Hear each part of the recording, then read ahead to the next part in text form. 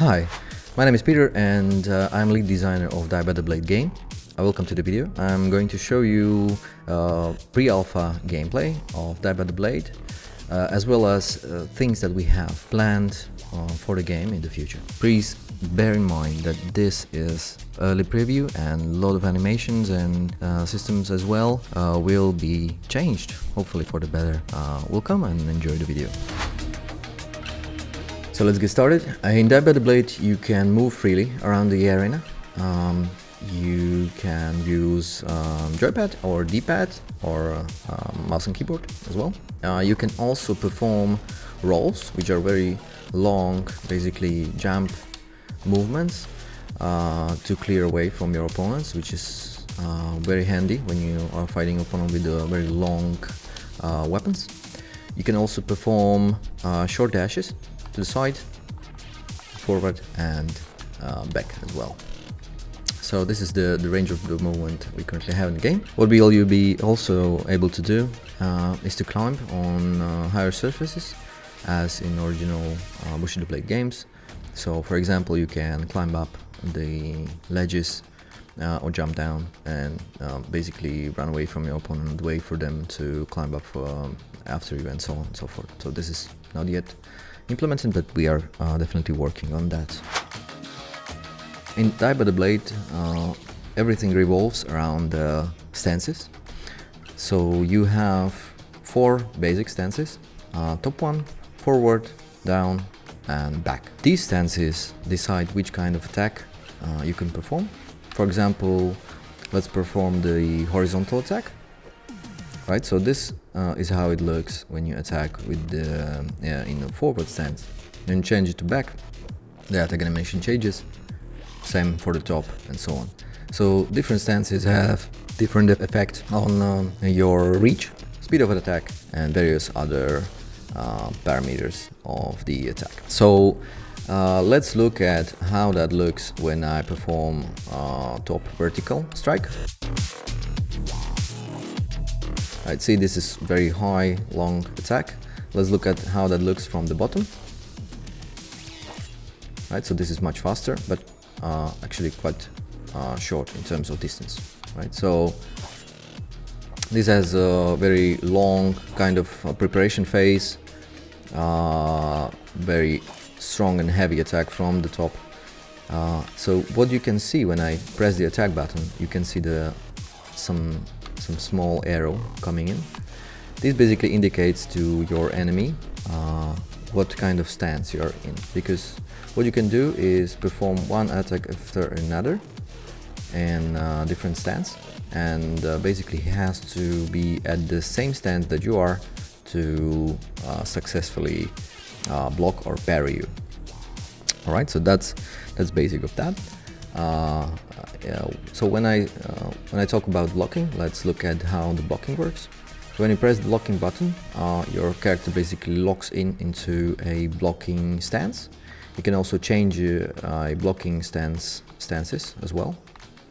So as you can see at the left side of the screen, I'm using the gamepad's right stick to change those stances. You can also use a button on the controller to cycle through them.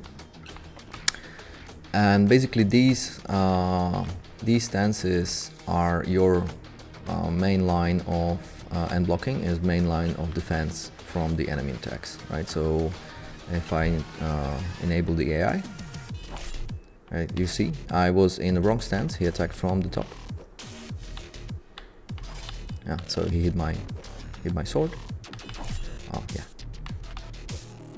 So let me be in the proper.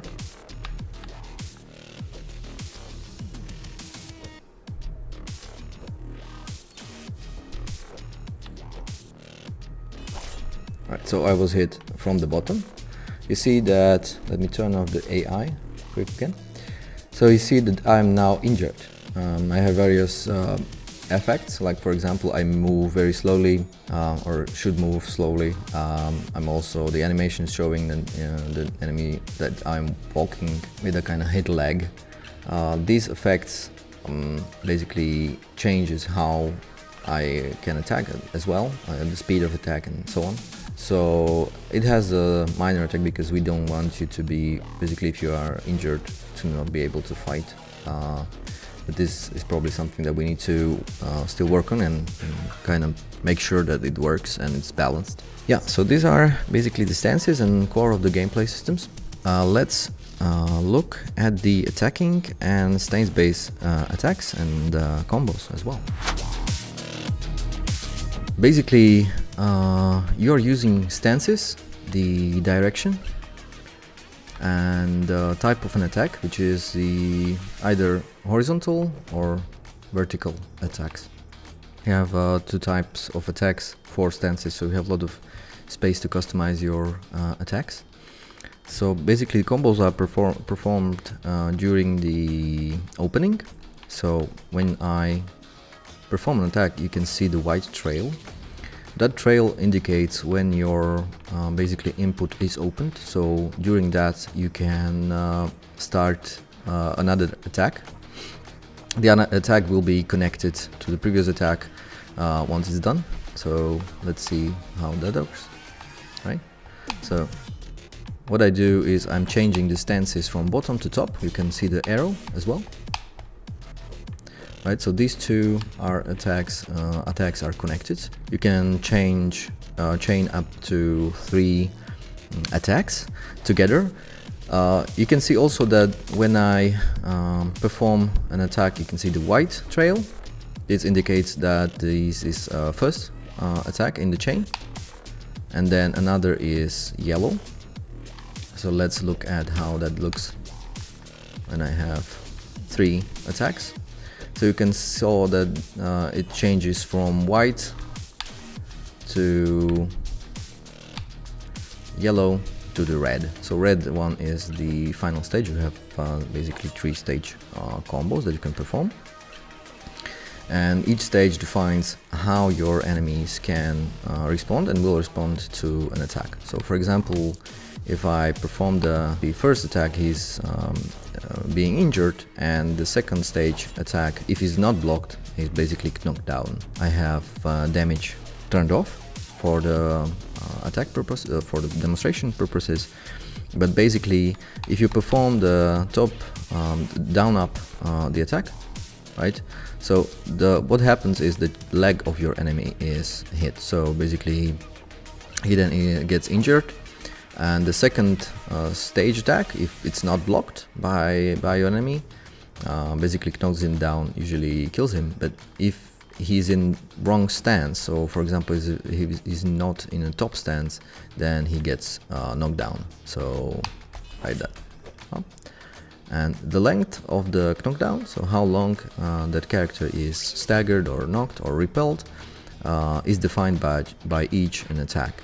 So every single attack has its own basically number of frames that the enemy is on the ground, or basically staggered. So you can use that knowledge to your advantage. This is basically you kind of have to learn that and remember how long is each of those lasts, and so that you can actually be effective fighter.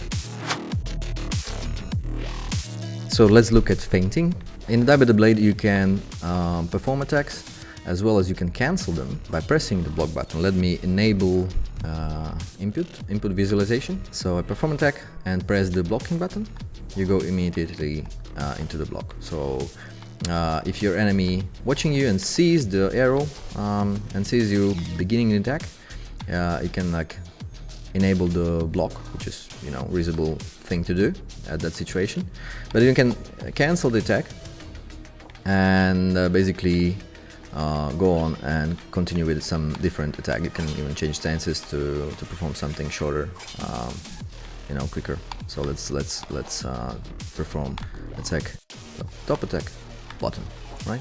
So he was he would probably go into block. The AI doesn't perform that yet, but definitely a human player would do something like that. So trying to block a top attack, then you can go down and perform bottom attack, and then go immediately back to top stance.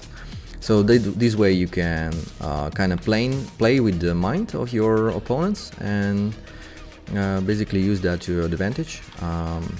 Bear in mind that you can only block,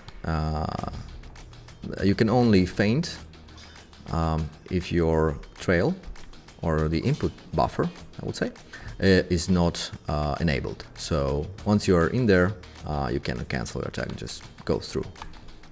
Thank you for tuning in, and please bear in mind that this is very early preview and we are going to improve a lot of things, including animations and stances systems and loads of other things. There's still a lot of work ahead of us. If you like us, please join our Discord server or like us on Facebook, on Instagram, and you can watch the progress basically on those channels. Thank you for tuning in and have a good night.